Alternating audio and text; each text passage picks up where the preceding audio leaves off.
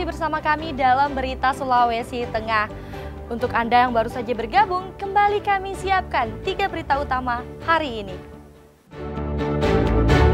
Satuan Res Narkoba Polres Morowali Utara menangkap bandar sabu-sabu di Tompira. Ini ditemukan Polres Morowali Utara menangkap pelaku pembunuhan di Desa Koromatantu. Kalau sekarang kalian diberikan Ratusan siswa di Kota Palu menjalani masa pengenalan lingkungan sekolah.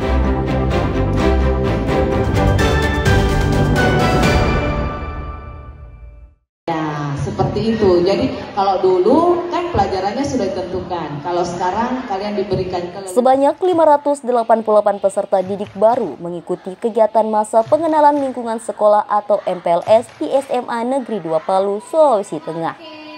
Kegiatan berlangsung selama 3 hari di aula sekolah yang berlokasi di Jalan Tanjung Dako, Kecamatan Palu Selatan. Sejak pukul 6 pagi, para siswa telah memadati area sekolah. Dengan penuh antusias, mereka siap mengikuti rangkaian pengenalan lingkungan sekolah yang akan berlangsung hingga 3 Juli mendatang. Pihak sekolah menjelaskan bahwa MPLS merupakan proses awal menanamkan semangat kebersamaan serta mengenalkan peserta didik pada berbagai aspek kehidupan sekolah.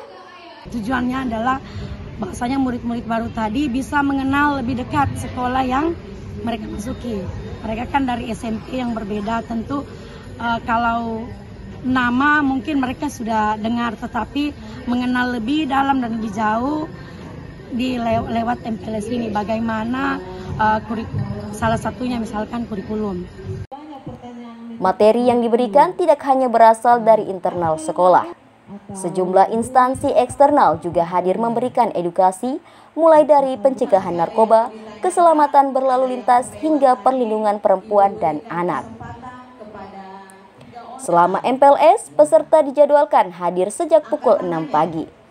Mereka mengikuti rangkaian kegiatan hingga sore hari.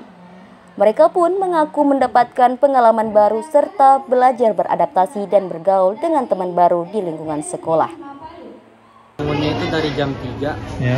Terus setelah bangun itu prepare barang yang harus dibawa ke sekolah, kemudian jam 4 mandi, setelah mandi itu persiapan sholat, dan setelah itu ganti baju, baru ke sekolah. Ya, pesan-pesan sih tetap semangat, dengar sama kakak-kakak panitia, jangan melawan, terus tetap jaga kesehatan. Pihak sekolah juga berpesan agar para siswa menjaga kondisi tubuh dan tetap fokus dalam menjalani MPLS. Dengan semangat baru, para siswa SMA N2 Palu diharapkan menjadi generasi muda yang berprestasi, berkarakter, dan siap melanjutkan perjuangan bangsa. Syahrul Cahya melaporkan dari Palu.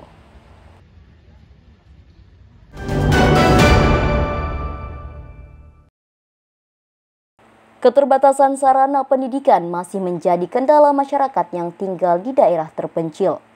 Tak heran, banyak anak-anak yang tak bisa melanjutkan sekolahnya. Seperti yang terjadi di Dusun Manggalapi, Desa Sausu Salubanga, Kabupaten Parigi Mautong. Desa terpencil ini baru memiliki 1 sekolah dasar dengan kondisi memprihatinkan. Belum ada gedung sekolah menengah pertama. Hal ini yang memotivasi Satuan Tugas Madagoraya untuk membantu anak-anak di Desa Sausu Salubanga dengan melakukan pembangunan SD dan SMP 1 atap. Untuk sampai di lokasi pembangunan sekolah ini butuh waktu 4 jam perjalanan dengan melintasi medan terjal.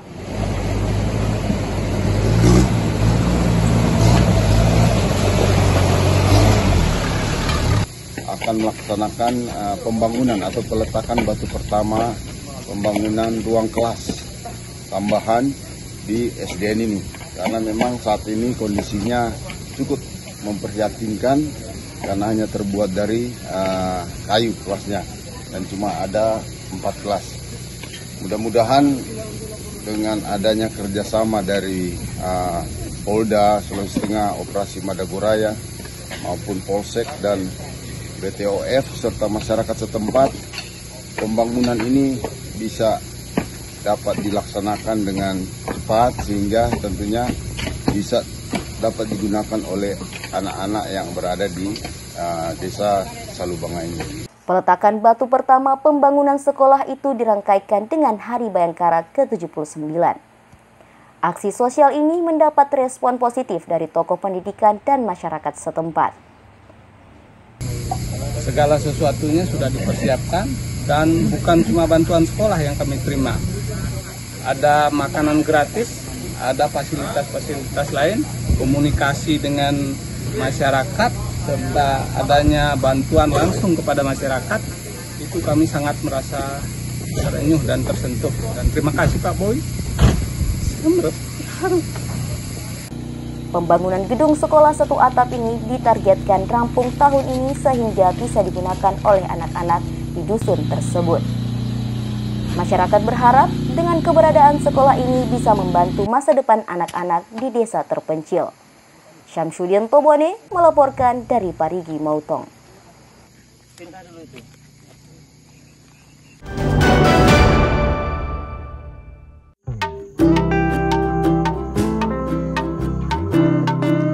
Masyarakat Lembah Behoa, Kabupaten Poso memiliki beragam kerajinan khas, mulai dari tikar, keranjang, hingga pakaian berbahan kain dari kulit kayu.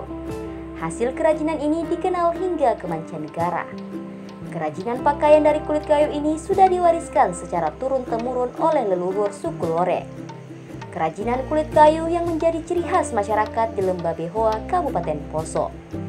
Kerajinan ini melibatkan proses pengolahan kulit kayu menjadi kain yang digunakan untuk berbagai keperluan, seperti pakaian adat hingga perlengkapan upacara. Hanya saja, warga yang menekuni kerajinan kulit kayu ini tersisa hanya beberapa orang. Selain bahan baku yang terbatas, masyarakat di Lembah Behoa dan sekitarnya kini sudah beralih ke pakaian modern. Bahan bakunya dari kulit pohon beringin dan pohon bea. Dicuci dulu, kasih kering dulu, baru kalau sudah kering dicuci, baru dibungkus dengan daun. Nah, Ibu, boleh tahu Bu, sudah berapa lama ini kegiatan membuat menenun ini sendiri, Bu? Itu dari sejak masih pemuda. Proses pembuatan kain dari kulit kayu memakan waktu hingga 2 minggu. Harga satu pasang baju dari kulit kayu mencapai 2 juta rupiah. Pakaian ini tidak hanya dijual di Indonesia, tapi juga hingga ke mancanegara. Julianus Kay melaporkan dari Poso.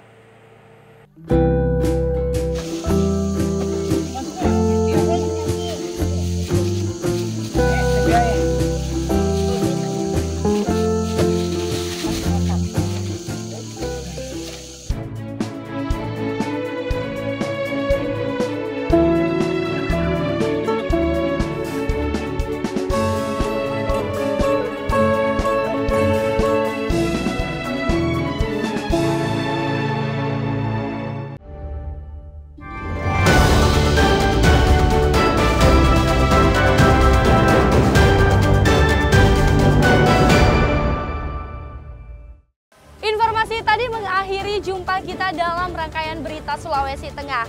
Atas nama rekan kerja yang bertugas, saya Angel Risma mengucapkan terima kasih atas kebersamaan Anda. Selamat beraktivitas dan sampai jumpa. Songdong Puasi, Tabe.